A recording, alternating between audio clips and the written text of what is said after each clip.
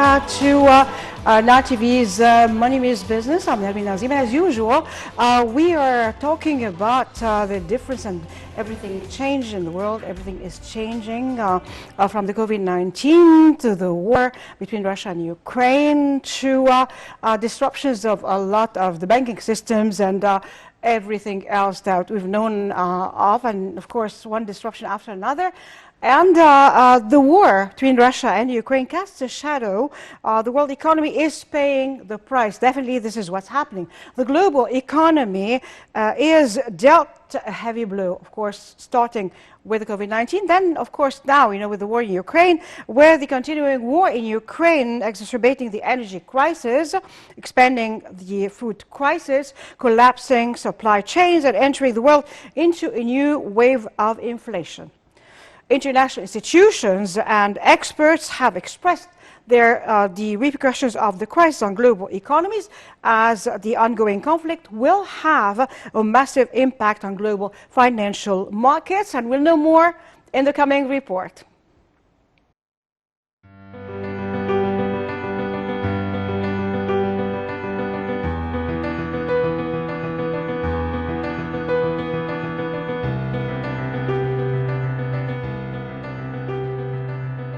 The global economy is dealt a heavy blow, with the continuing war in Ukraine exacerbating the energy crisis, expanding the food crisis, collapsing supply chains, and entering the world into a new wave of inflation. International institutions and experts have expressed the repercussions of the crisis on global economies, as the ongoing conflict will have a massive impact on global financial markets, which have not yet overcome the negative repercussions of the corona pandemic. After the Russian invasion of Ukraine, many global economic indicators have changed and markets have become somewhat skeptical and worried about the future. As the Federal Reserve raised interest rates by 0.25 percentage point and signaled 6 more such increases this year, it launched a campaign to tackle the fastest inflation in 4 decades, even as risks to economic growth mount. It's also likely that the Russian invasion and related events will create additional upward pressures on inflation and weigh on economic activity. The 2-year Treasury yields also jumped, the curve prevailing sharply following the decision, as the S&P 500 index trimmed its gains and the dollar index saw little reaction. Central banks in the Gulf countries revealed that they raised interest rates by 0.25 percentage point after the U.S. Federal Reserve's decision to raise interest rates.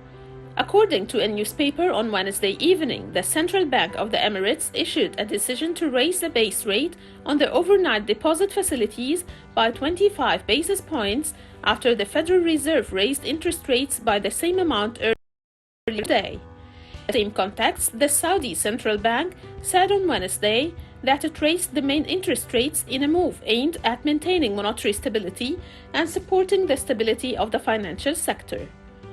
The Central Bank of Kuwait revealed raising the discount rate by 0.25 percentage point to rise from 1.50 to 1.75%.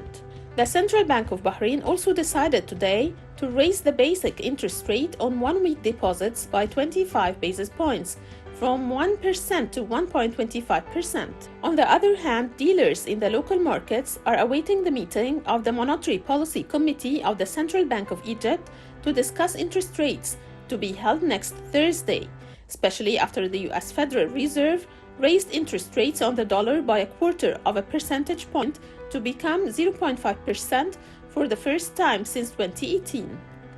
Perhaps this meeting will witness the central move of interest rates after fixing them for the 10th time in a row in light of the global turmoil due to the Russian-Ukrainian war, in addition to the continuation of the supply chain crisis, which contributed to the exacerbation of global inflation rates and the reaching record levels during the current period. The Monetary Policy Committee bases a large part of its decision on setting interest rates on the development of local inflation rates, indicators of economic growth, and unemployment rates, as well as trends in the global economy. The Central Bank of Egypt has maintained interest rates at 8.25% for deposits and 9.25% for lending for more than 2 years, in light of the improvement in economic growth rates and the fact that inflation rates remain within the target range.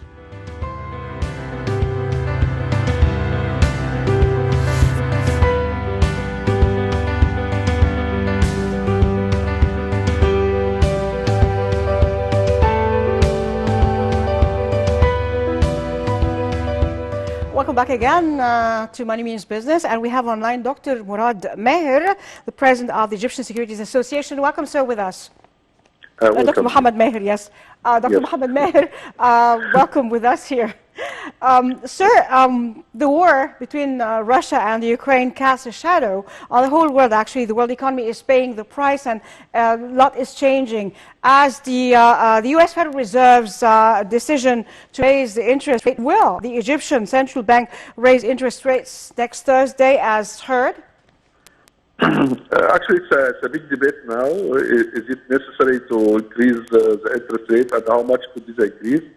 Or we should keep it as it is. Let me tell you something, that the hike in prices we see, or the sort of inflation we are seeing for the last few weeks, is not a local issue. It's a global issue, and our inflation is mostly imported. So hiking interest rate will not keep the inflation lower. As you know, we export most of the main items of food, and big portion of the feeding industries for raw material. And this will the hiking interest rate will not calm down the prices. That's my opinion. So what I see is either to fix the interest or keep it as it is, or to make a small hike, maximum 0.5%, which I do not recommend actually, because our inflation is not a local inflation, and the only reason to hike interest rate would be maintaining the power of the Egyptian pound against dollar. Sir, also, talking about that, how can we curb inflation with the rising interest rate? It's not. In academic way, yes. Hiking interest rate could calm down inflation, but in our case, it's not, and we witnessed that before. Because it's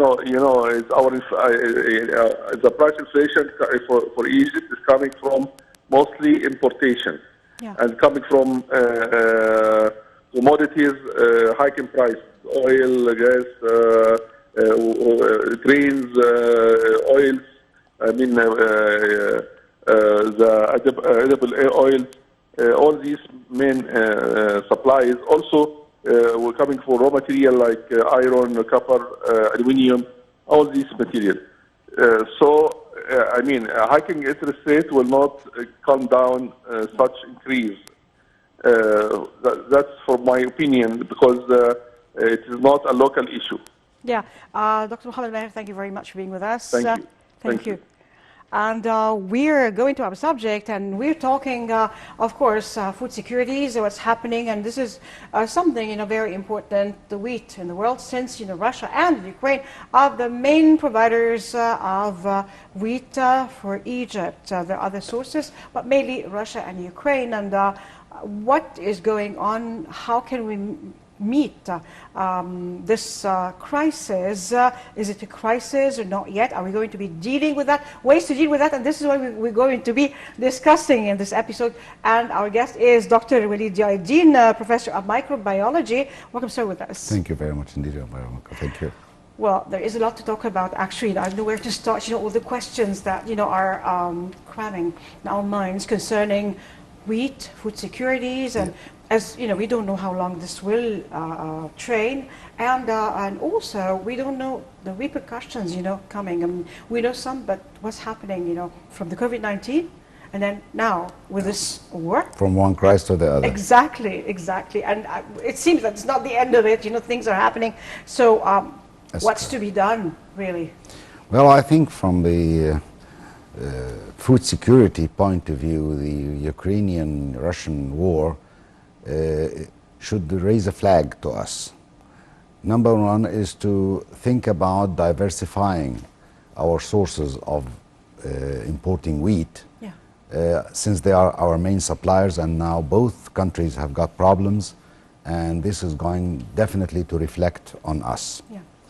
The second thing is that we have to take care about our local production, because actually we are producing about 45% or something of our consumption, which is, we are consuming nowadays between 18 to 20 million tons per year, while we are producing about 8 point something, and that's maybe 9 maximum, but still that's a problem.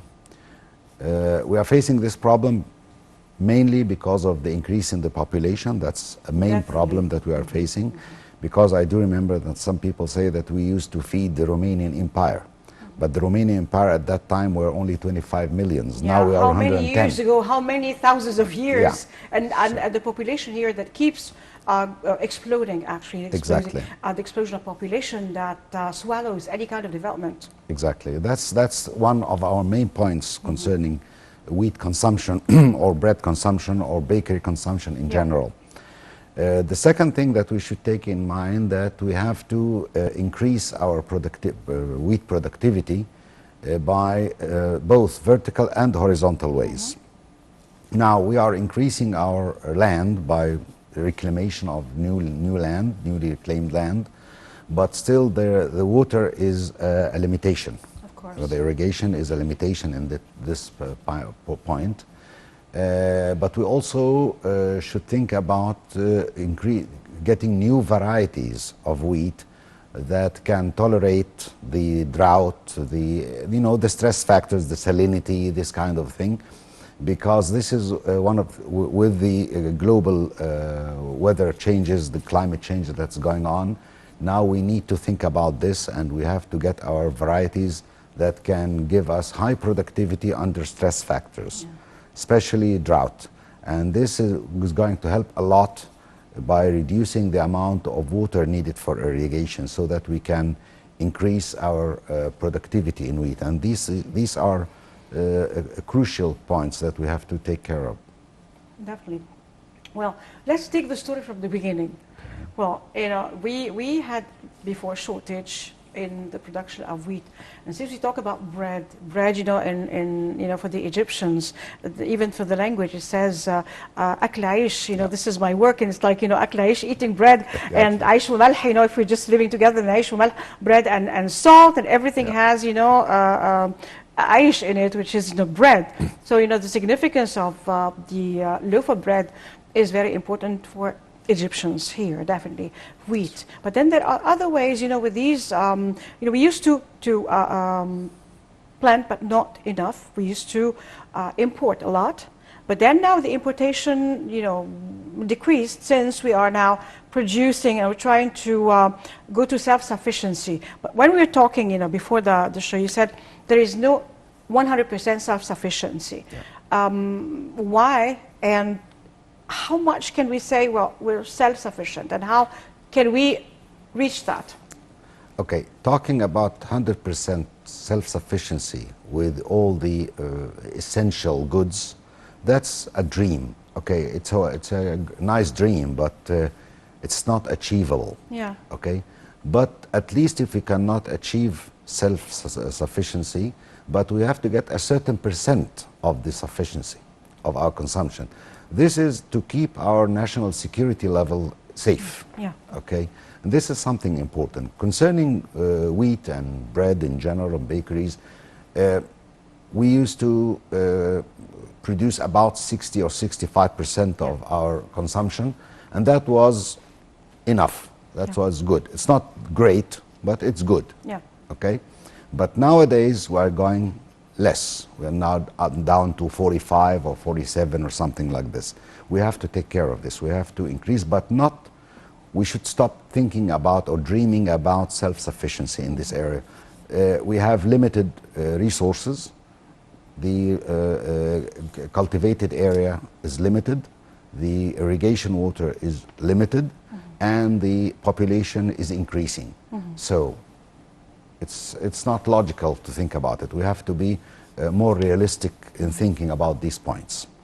Okay. Also, you mentioned that there are other ways to, in order to be self-sufficient in a way, cover the needs. Okay. There could be different ways, like mixing, percentages of, let's say, sorghum and wheat, or wheat and corn, so on and so forth. We have to be creative in doing that to pass this, this problem, or let's say, these hard times. Yeah, that's true. Actually, that project was existing one day. It was proposed by the late Dr. Goeli, who was a president at that time, was a minister at that time, and he talked about that a lot. But I don't know why it didn't continue on. Yeah. Because actually, corn is grown in summer time, while wheat is grown in winter time. So they are not competing on the land. And it was proposed that we could add between 10 to 20% of corn flour to wheat flour to produce our bread. I think that might seem a good idea, and I don't know why it stopped. Maybe we should go back and think about it again, maybe develop it. And also by mixing barley flour, because actually barley and wheat are grown at the same season. But barley can tolerate drought, salinity. You can, better than wheat. Wheat needs rich soil and rich environment, but barley can tolerate better. So we can go ahead in the newly reclaimed lands where salinity is found, limitation of water. Then we can go to barley, and we use also barley flour. But the thing is that we have to start from the beginning. I mean, talking about how to encourage the farmers to increase the amount of land they are growing wheat in by giving them incentives. Yeah. And those, now it's being done, but it has been done in the last 2 or 3 weeks. Yeah. And now the farmers are not going to get any benefit out of that incentive because that's not the season. It should be announced early, before the planting season, so that the farmers can go and get better or more land to grow wheat, because wheat is competing also with sugar beet. So it has to be compromised. And now the things are, it's free. So you have to give them incentives to attract them into this area. So this has to be announced by the government very early. I mean, pricing the wheat in the proper time. Now, the incentives that are being given now, actually it's going to go to merchants, not to farmers. Well, it had to be done, but still it could have been better if it was earlier. Now what is going on is a trial to get a part of the local trading volume of wheat. But if it was earlier, then we could get real increase, because at the end of the day, our wheat production goes into 2 ways. One of them goes to the government, directly delivered to the government, which is about 3,500,000 tons annually, and what goes inside the local trading volume, about 5 million tons. Okay, so what we are trying now, the government is trying now, by giving this incentive, is to get some of that volume back to the government. But if it was earlier, I think it would have been much better. This will take care on next season. So if it's free according to each farmer to plant whatever he wants, well, is there any kind of let's say involvement of the government? Well, just kind of stating that each farmer has to plant according to his own land, of course.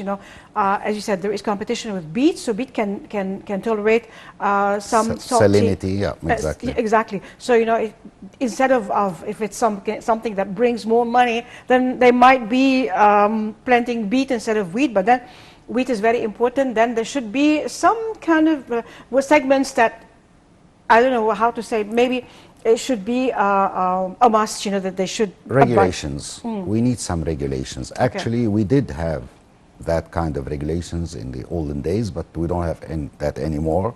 Now it's all free. I think total freedom is total chaos. Yeah. That's too much. It has to be regulated a little bit. I'm not against the freedom of farmers. Of course, I'm a farmer myself.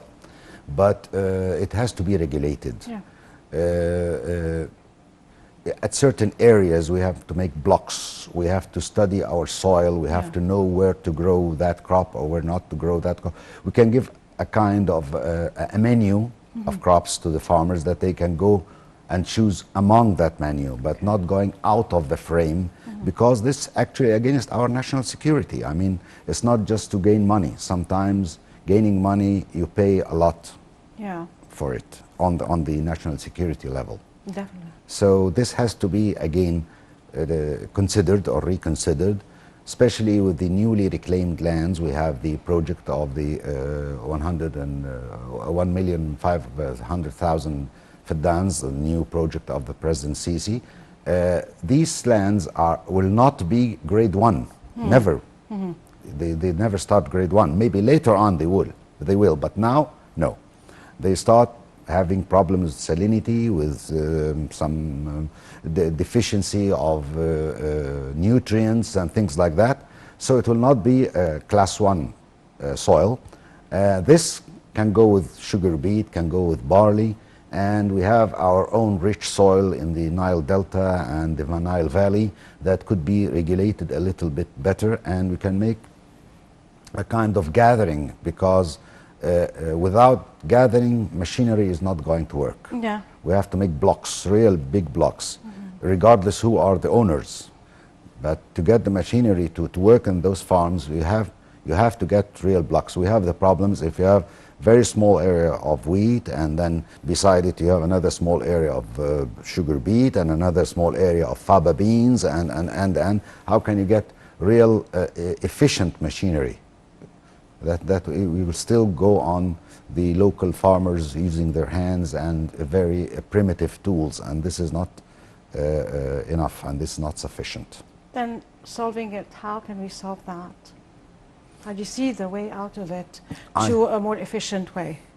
I think part of the thing is the role of the government to go ahead and penetrate that taboo, okay, and starting to put regulations by studying our soil, giving real good studies about our soil. We are lacking in information about the status of our soils nowadays. Yeah. We had this about 20 or 25 years ago, but we don't have that new data. These data has to be renewed, because things are changing. We're talking about a biological matter that changes every now and then. It's never stagnant, okay, never static. And so we have to get information about our soils. We have to put a real menu with the diversity of crops, putting into consideration the major strategic crops that we need, because this is our, as I said, this is our security, our national security. We have to keep this in mind. And then there's, of course, a margin for people to grow whatever is needed for the market, what is giving cash crops. Okay, nobody's against this, but it has to be regulated.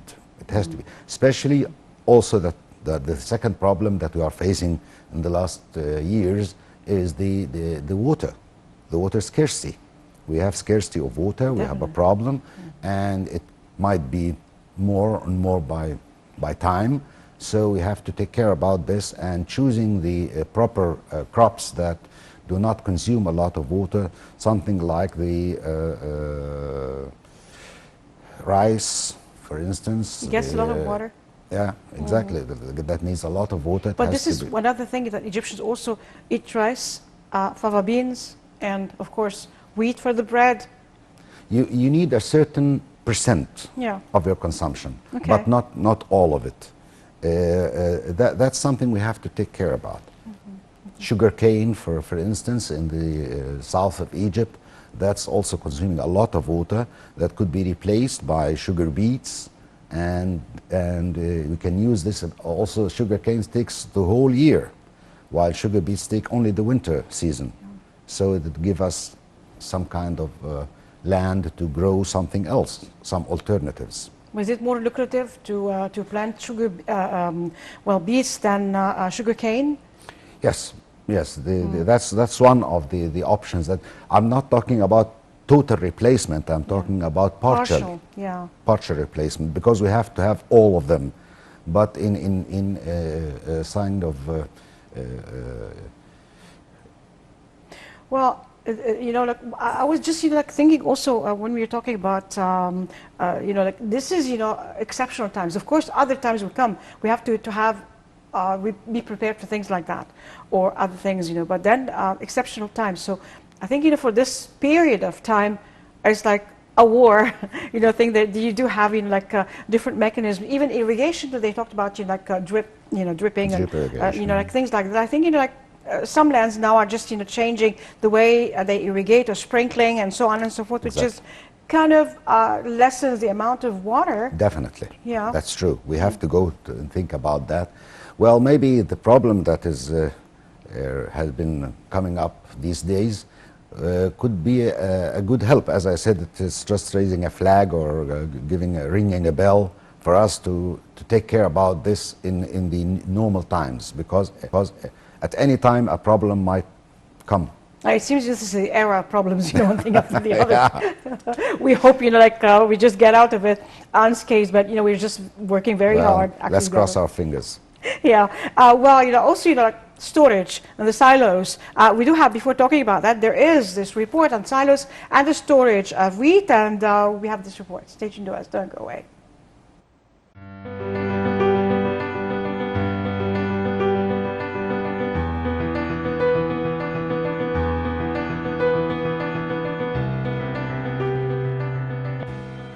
The countries of the world are currently facing many crises that affect the process of food security, from the corona crisis to the crisis of disruption of global food supply chains to the Russian-Ukrainian war, so there is an urgent need to redouble the efforts made by the countries of the world in order to achieve food security for their peoples in its comprehensive sense. The food security file is a top priority for the Egyptian state, as the state is working on parallel tracks represented in the advancement of agriculture policies and the launch of giant national projects to provide food commodities and increase production, in addition to diversifying sources of imports, developing supply chains, as well as activating more control tools and controlling markets to prevent monopoly and raising prices, which contributed to providing strategic storage reserves of basic commodities and keeping them within safe limits. According to the data issued by the Council of Ministers, the sufficiency of wheat reached 65% as a safe stock for the end of the year, after the start of the harvest in April, oils with 30% sufficiency, rice with 100% sufficiency, pasta with 100%, sugar at 87%, and live meat with 57%, poultry with 97%, and beans 30% sufficiency. The government is making great efforts to confront the rise in wheat prices globally, as President Abdel Fattah el-Sisi directed to grant an additional import incentive to the price of local wheat for the current agriculture season to encourage farmers to supply the largest possible quantity. Egypt's wheat imports declined, recording 10.6 million tons in 2021, compared to 14.9 million tons in 2014. The state's efforts also include diversifying the sources of wheat imports, as there are 15 sources of wheat supply, namely Russia, Ukraine, Romania, France, the United States of America, Australia, Argentina, Kazakhstan, Serbia, Bulgaria, Hungary, Paraguay, Germany, Poland, and Latvia. In addition to the volume of contracts for the wheat commodity amounted to 4,425,000 tons during the period since July 2021 until now. Egypt's wheat production is expected to reach 10 million tons in 2022 compared to 9 million tons in 2021, an increase of 11.1%, in addition to an increase in the cultivated wheat area by 7.4%, reaching 3.65 million fidans in 2022 compared to 3.4 million fidans in 2021. On the other hand, the U.S. Department of Agriculture commended Egypt for continuing to implement new silos and expanding its storage capacity, as well as diversifying wheat suppliers and distributing bread to population groups, expecting reforms in the bread system to reduce demand for imports amid high prices. On the other hand, Dr. Mustafa Madbouli chaired the first meeting of the committee to confront the impact of the current global crisis on strategic commodities, noting that there are directives from President Abdel Fattah el-Sisi to prepare scenarios for different scenarios to deal with the repercussions of this crisis. The Prime Minister also indicated that an additional incentive will be provided to encourage farmers to supply the largest possible amount of wheat this year, as well as directing the need to intensify monitoring of fixed and mobile outlets with the approaching of the blessed month of Ramadan, provided that it continues throughout the holy month to ensure price stability and provide all goods at reasonable prices to meet the needs of citizens in different governorates. On the other hand, the Minister of Supply and Internal Trade confirmed that meetings were held with representatives of the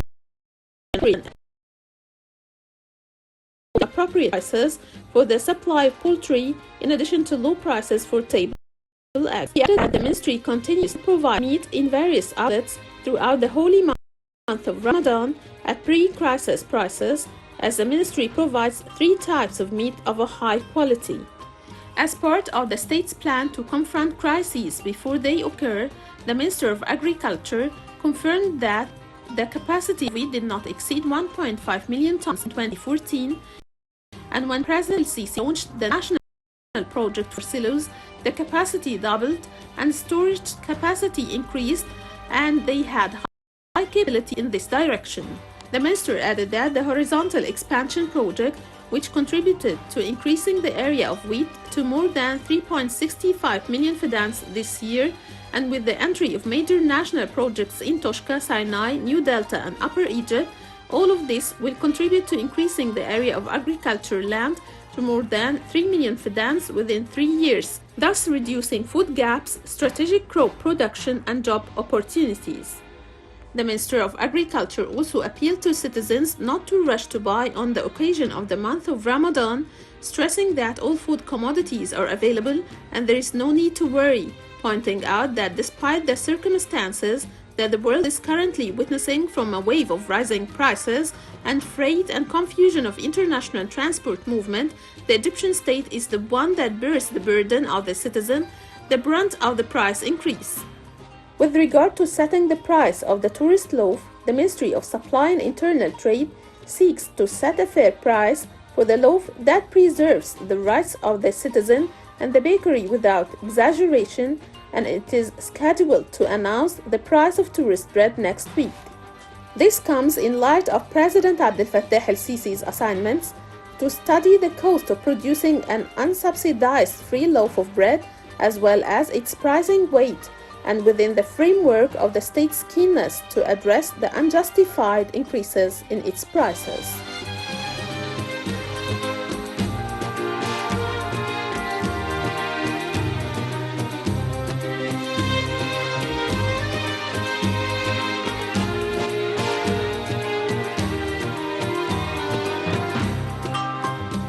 We're back again to Money Means Business with Dr. Walid, Walid Jaidin. And we do have still a lot to talk about. And, as we had in the report, the silos. We did before, we just produced a lot of wheat. But then we had the problem of storage. Exactly. And storage was not totally right. So this is a waste. Exactly. We used to lose actually very much more than what we are losing now. Due to the open areas that they used to store wheat in, where the birds come, the rodents, and this kind of a thing, and also the climate, the weather, the rain. We used to lose a lot. Actually, we are on a right track by getting more silos, more modern kinds of silos, not the old ones. We have to keep our wheat in those silos. We have to get more and more. We need more and more for storage. We still are not 100% covered, but we need more. And this is something important. We have to This is something more related to sociology, to the social part of the thing. How to respect wheat, how to respect bread, how to respect bakery. Yeah. This is something we have to, this needs a change, a social change actually, and a cultural change. That's very good that we get those silos, and we need more. I think, according to what I heard from the news, that we have about what we have now is enough for, let me remember, I think 4 months. 4 months. The reserve that we have is 4 months. That's fine, because soon enough, within a couple of weeks, we start having our new wheat production. The local product is going to come within the next couple of weeks. So we are fine. And I think the Russian-Ukrainian problem is not going to last for that long. So until we are covered until it is solved. But as I said, it might be a good opportunity for us to rethink about it and to rearrange ourselves by how to do it. Now we have to pay more because the prices of wheat in the international market has been raised. I think now it's $405 per ton, which is a lot. It was about 375, 365, something like that. Now it's 405. So that's a lot. And we have to buy with that price because we have the problem until we pass the war, the Ukrainian war. Well, actually, in terms of, well, the food and national security, especially like when we talk about, the food, a lot of efforts have been done, and a lot of greenhouses have been built, and President Sisi just did that very fast. Because we have no time. We have to do all this. So a lot of work has been done in this and the silos. More silos to plant wheat, and a lot has been happening. We did not feel the stress that other countries felt during the COVID-19, the rush to the supermarkets, not finding bread, not finding food, not finding that. Thank God, we were secure. Yes, it was well managed. Actually. Exactly. Now, we're faced with another problem, which is the wheat أكل عيش.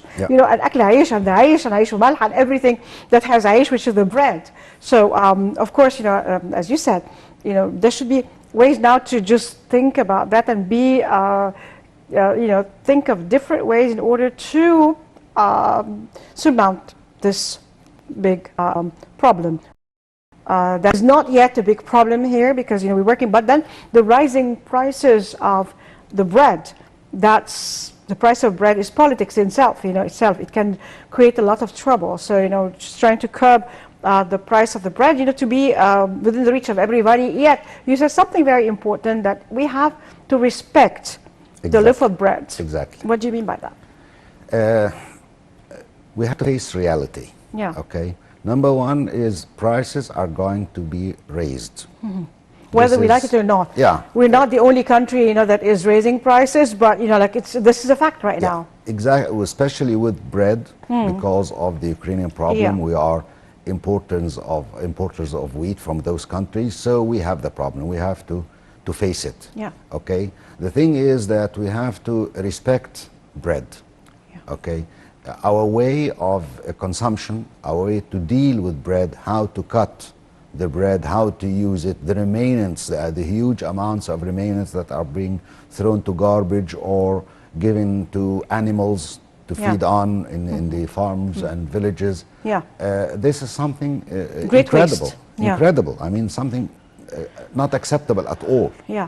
And so these are the things that we have to face. People have to understand that you have to respect this kind of a product as you respect other products. They respect meat because it is expensive. Yeah. But because the bread has been all the time the available. Cheapest of all Exactly. and available all the time, so people are used to disrespect bread. And we have to reconsider this. We have to raise awareness among the Egyptians, that especially the average Egyptians, because in the villages and the farms, we have to think about it. Yeah. Okay, and we have to stop feeding the animals with bread, because it is supported all the time, supported to feed people. not to be thrown to birds or chicken or whatever, as what's going on. Definitely. Well, we do have, this right now that we have. It's the aish and the bread is and the wheat, is something that we have to just take care of, and of course, and other, let's say, vegetables, plants, that we have to care for in order, to keep things rolling and, Egyptians happy, and well fed and all, Yeah. I mean.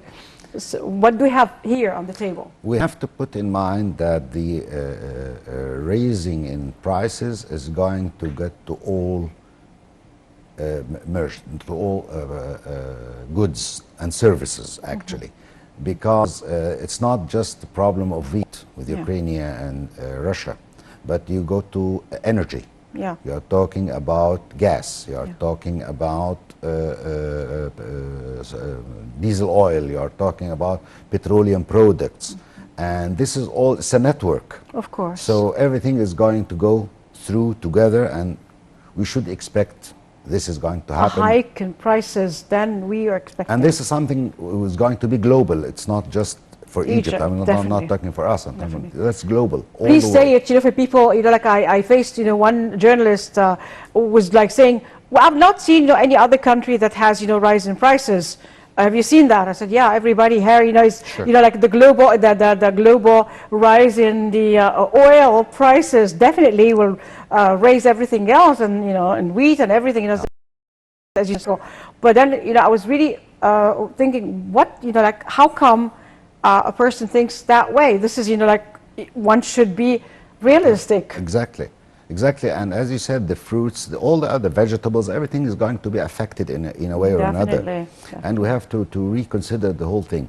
The thing is that what we have to think about, since the prices are going to be raised in a way or another, it's how to go to the income, the people income, to afford this kind of raise in prices.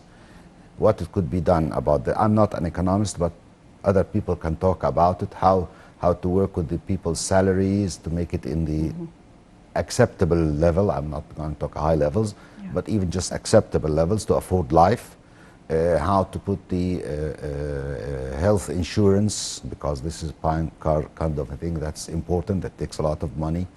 And this kind of how to insure the people, or secure the people with the money and the health, because these are the most important. Also the education, of course. Definitely. But this is, we're talking about this is something, well, these are musts, definitely. But then, when we look at each thing alone, it's extremely difficult. Like, we went through stages where this country during 2010 and 2011 just went down, and just it was really going down, and there was a lot of political turmoil then, and of course problems. But then it started rising again very fast in order to reach the higher level that is really that Egypt should be reaching. But then again, we do have lots of say challenges, like the population, all that. So when you say we should just be doing health, food securities and education, and everything like you can just mention in life, and then it's nothing simple. It's very difficult. It's not simple at all. Exactly. Especially if you look at the scope from far away. Yeah. And look at it as something a big thing. It's not just, don't go to minors. I mean to micro elements. But if you go at the whole picture, you have to deal with it like this. Our real challenge is development. We have to work on development in all areas. Aspects, in all aspects. This is the actual point. I mean, the focal point. Definitely. Well, we hope that things just don't stay longer between Russia and Ukraine, or between anybody and anybody else, and things like we have peace globally. Yes. And no pandemics, and we want to finish with all that. Enough. A nightmare. We have had enough. Exactly. We want to wake up from this nightmare and just have some good times. Yes. I think we're entitled to this. So, Dr. Walid Jardine, thank you very much for being with us here. It's a pleasure having you. Thank you very much indeed. Thank you. Thank you. And also thanking everybody who's watching us. And we'll see you again next week. As for now, God bless Egypt, God bless Egyptians, God bless our president, our army, our white army, and our police. And as we mention, and we always say, from the Holy Bible, Mubarak Sha'bi Misr, blessed be Egypt, my people, and from the Holy Quran, to Egypt, God willing, safe. ادخلوا مصر إن شاء الله آمنين. I'm Nermin Nazim signing off. We'll see you again next week. Goodbye for now.